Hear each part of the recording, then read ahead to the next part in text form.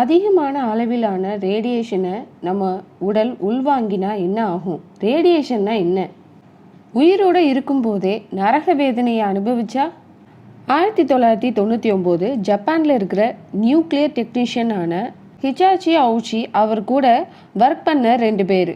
இவங்க டோஹை முரா அணுமின் நிலையத்தில் நடந்த தவறுனால ஹிச்சாச்சி அவுச்சியால் அடுத்து 83 நாட்கள் பெட்ல இருந்து நகர முடியாத அளவுக்கு போறாரு.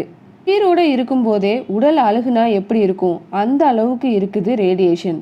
மிக அதிக அளவிலான ரேடியேஷனை உள்வாங்குறாரு.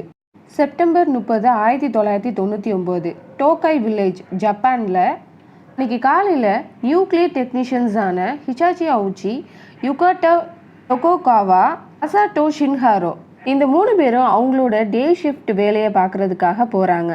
ஜப்பானில் இருக்கிற JCO இது பவர் பிளான்ட் கிடையாது.